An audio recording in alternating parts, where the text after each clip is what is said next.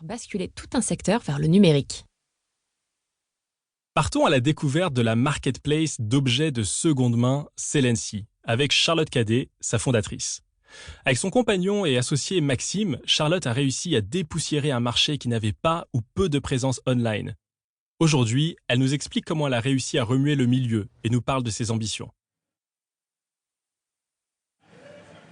Bonjour Charlotte, c'est Thibaut en fait de Back Market, le CEO et le founder de Back Market qui m'a chaudement recommandé de t'interviewer. Donc je suis vraiment ravi de te recevoir. On s'est donné rendez-vous chez Inaro, qui est un restaurant dans le 9e arrondissement de Paris. Qu'est-ce que tu penses de la déco ?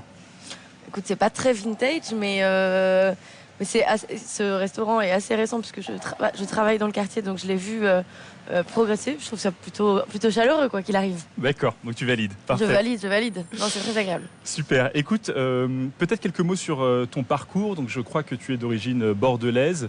Ouais. Tu fais ensuite une école de commerce à Grenoble.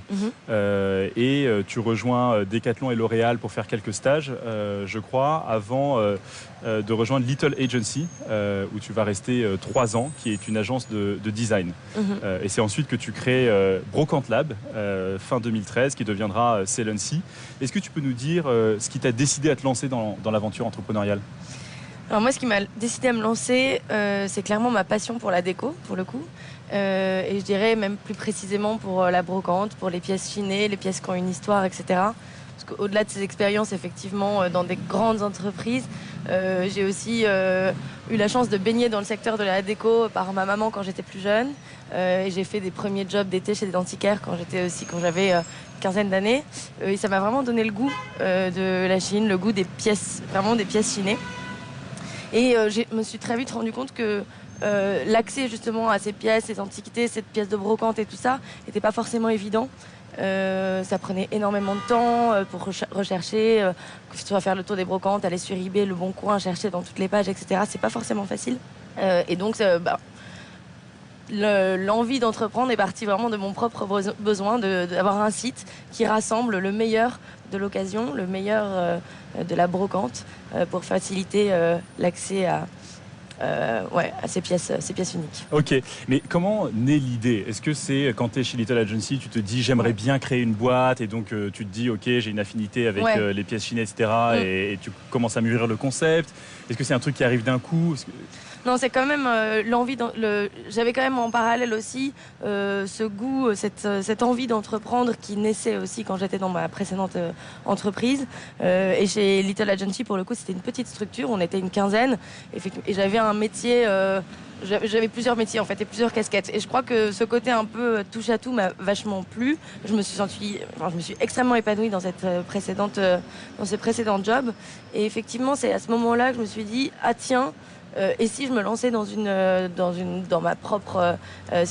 propre projet et pour moi, tout de suite, ça a fait écho à un projet passion. Je me voyais pas me lancer dans simplement une opportunité business. Il fallait que ce soit raccroché et rattaché à une passion. Et ma passion, c'est la déco. Ouais, donc c'est là que j'ai commencé à cheminer et à réfléchir sur comment je peux créer de la valeur sur cette industrie, qu'est-ce qui me manque personnellement et voilà. Et en fait, les deux se sont un peu fait écho. Je sais pas trop qui était l'œuf ou la poule, mais disons que les deux ont cheminé un petit peu en même temps. C'est vrai que quand tu crées une boîte, tu y es pour quelques années. Donc c'est quand même bien de trouver quelque chose avec lequel tu as une affinité. Écoute, on va parler peut-être un peu du concept de Selency, qui est une brocante en ligne en fait, qui permet d'acheter et de vendre des meubles d'occasion. Tu as donc décidé de t'attaquer à un marché qui est très peu, voire pas du tout digitalisé en fait, qui l'était pas en tout cas au moment où tu as lancé, puisqu'on parle du secteur des marchés aux puces et des brocantes. Alors comment est-ce que tu t'y es prise pour développer l'offre de meubles d'occasion, c'est-à-dire la supply et convaincre les brocanteurs et les vendeurs particuliers de mettre leurs meubles en vente sur Selency alors qu'auparavant c'était pas du tout l'habitude ni la pratique. Alors en fait, avant même de lancer Selency, donc précédemment Brocante Lab, je suis allée rencontrer tout simplement des brocanteurs et des antiquaires dans des brocantes, dans des puces, etc. pour échanger avec eux sur leurs besoins. Déjà, j'ai vite identifié, et avant même de nous lancer dans cette aventure, on avait identifié qu'il y avait un besoin à la fois côté acheteur que j'exprimais, mais qui était mon propre besoin d'accéder à ces pièces uniques, et un besoin côté vendeur, donc ces brocanteurs, ces antiquaires, qui était de prendre le virage du digital et de vendre en ligne, parce qu'ils sentaient un petit peu qu'effectivement leur...